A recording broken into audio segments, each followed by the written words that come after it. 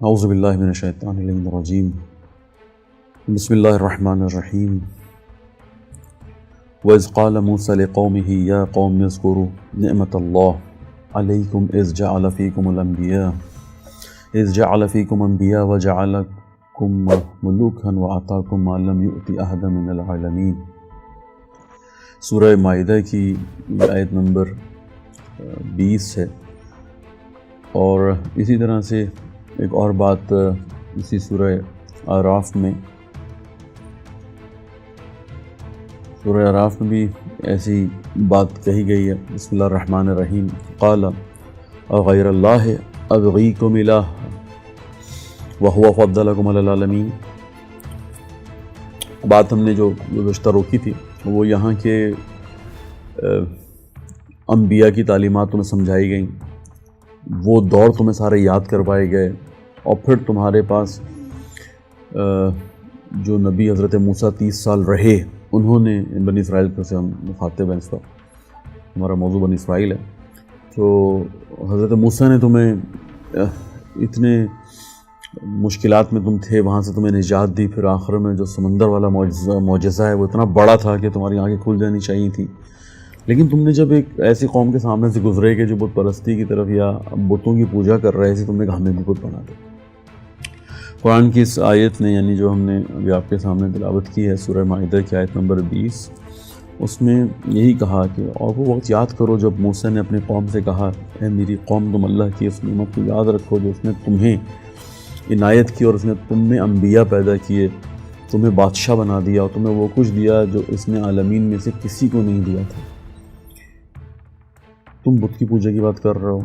یا اسی طرح سورہ اعراف کی آیت نمبر 140 اقال غیر اللہ۔ موسیٰ نے کہا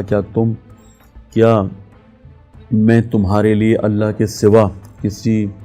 اللہ کے سوا کوئی اور معبود تلاش کروں، حالانکہ اس نے تمہیں عالمین پر فضیلت دی ہے۔ یہ قوم، ان آیات کو بھی ہم انشاءاللہ کوشش کریں گے، چاہے ہلکا تذکرہ ہی صحیح، قرآن کا ترجمہ ہی صحیح پڑھیں، لیکن ان کو بھی ہم پڑھیں کہ جب ان کے درمیان یہ کہا گیا کہ ابھی تم نے پانی کراس کیا ہے، ابھی تم نجات پائے ہو، تم نے کہا پیاس لگ رہی ہے، بھوک لگ رہی ہے، موسیٰ نے کہا کہ ٹھیک ہے، عصا اللہ کا حکم ہوا، پتھر سے پانی نکلا۔ اعتراض کیا تم نے کہ ہم تو 12 بھائی، 12 قبیلے، بنی اسرائیل 12 قبائل ایک ہی جگہ سے پانی پی لیں، ہمارے لیے تو 12 چشمے نکالے،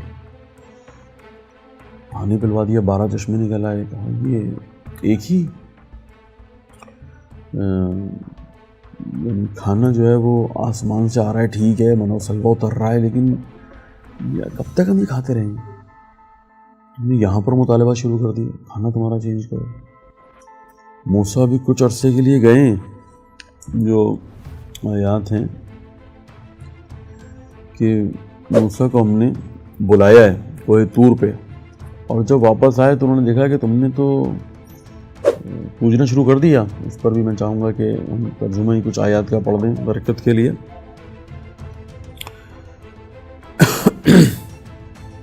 بسم اللہ الرحمن الرحیم۔ یہ بھی وہی سورہ اعراف ہی کی آیات ہیں،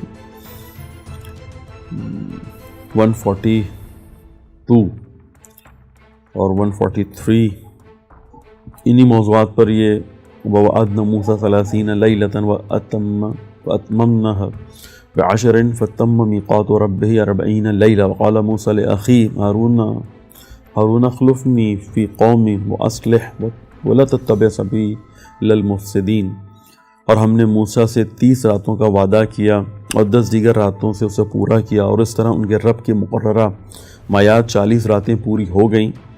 اور موسیٰ نے اپنے بھائی ہارون سے کہا کہ میری قوم میں میری جانشینی کرنا اور اصلاح کرتے رہنا، اور مفسدوں کا راستہ اختیار نہ کرنا۔ وَلَمَّا جَاءَ مُوسَىٰ لِمِيقَاتِنَا وَكَلَّمَهُ رَبُّهُ قَالَ رَبِّي أَرِنِي أَنظُرْ إِلَيْكَ قَالَ لَن تَرَانِي وَلَكِنْ انظُرْ إِلَى الْجَبَلِ۔ اور جب موسیٰ ہمارے مقررہ میعاد پر آئے اور ان کے رب نے ان سے کلام کیا تو کہنے لگے، پروردگار مجھے جلوہ دکھا، میں تیرا دیدار کروں۔ فرمایا تم مجھے ہرگز نہ دیکھ سکو گے، لیکن اس پہاڑ کی طرف دیکھو، بس اگر وہ اپنی جگہ قائم رہا تو تم مجھے دیکھ سکو گے۔ پھر جب ان کے رب نے پہاڑ پر تجلی فرمائی تو اسے ریزہ ریزہ کر دیا اور موسیٰ غش کھا کر گر پڑے۔ پھر جب ہوش میں آئے تو عرض کرنے لگے، پاک ہے تیری ذات، میں تیری بارگاہ میں توبہ کرتا ہوں اور ایمان لانے والوں میں سے پہلا ہوں۔ یہاں فرمایا اللہ نے یہ 144، اے موسیٰ میں نے لوگوں میں سے آپ کو اپنے پیغامات اور ہم کلامی کے لیے منتخب کیا ہے، لہٰذا جو کچھ میں نے آپ کو عطا کیا ہے اسے اخذ کریں، اسے پکڑ لیں اور شکر گزاروں میں سے ہو جائیں۔ اور ہم نے اس توریت میں جو توریت دی ہے موسیٰ کے لیے، تختیوں پر ہر قسم کی نصیحت اور ہر چیز کی تفصیل لکھی۔ یہ بھی سورہ 145۔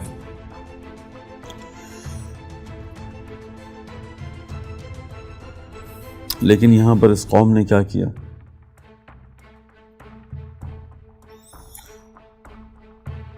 چٹلا دیا۔ حضرت موسیٰ علیہ السلام کو جب واپس پلٹتے ہیں، وہی جو مادیت، تھوڑا سا ٹائم زیادہ لگا، انہوں نے کہا بس موسیٰ غائب نہیں آتے، اب موسیٰ نہیں آتے۔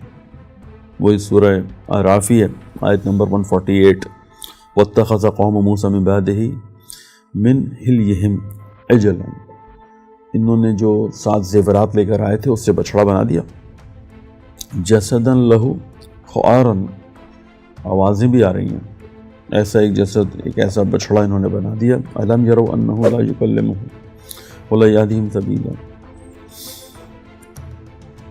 کیا انہوں نے یہ نہیں دیکھا کہ یہ نہ تو ان سے بات کر سکتا تھا، نہ ان کی رہنمائی کر سکتا تھا؟ ایسے کو انہوں نے معبود بنا لیا اور زیادتی کے مرتکب ہوئے۔ اگلی 149، اور جب وہ سخت نادم ہوئے اور دیکھ لیا کہ گمراہ ہو گئے تو کہنے لگے، اگر ہمارا رب ہم پر رحم نہ کرے اور ہمیں معاف نہ کرے تو ہم حتمی طور پر خسارے میں رہ جائیں گے۔ جب موسیٰ نہایت غصے اور رنج کی حالت میں اپنی قوم کی طرف واپس آئے تو کہنے لگے، تم نے میرے بعد بہت بری جانشینی کی ہے، تم نے اپنے رب کے حکم سے عجلت کیوں کی ہے؟ غصے میں تھے، تختیاں پھینک دیں، اپنے بھائی کو سر کے بالوں سے پکڑ کر اپنی طرف کھینچا۔ ہارون نے کہا، اے ماں جائے، یقیناً قوم نے مجھے کمزور بنا دیا تھا اور مجھے قتل کرنے والے تھے، لہٰذا آپ دشمنوں کو مجھ پر ہنسنے کا موقع نہ دیں اور مجھے ان ظالموں میں شمار نہ کریں۔ کیا کیا اس قوم نے؟ موسیٰ 30 دن کے وعدے کے ساتھ گئے تھے، 10 دن اضافہ ہو گیا، انہوں نے یقین کر لیا کہ اب ایسا نہیں ہونے والا۔ ہارون کو مستضعف بنا دیا، ہارون نے روکنے کی کوشش کی تو کہاں قتل کر دیں گے تم کو، جو ہم کر رہے ہیں کرنے دو، بچڑا بنا لیا۔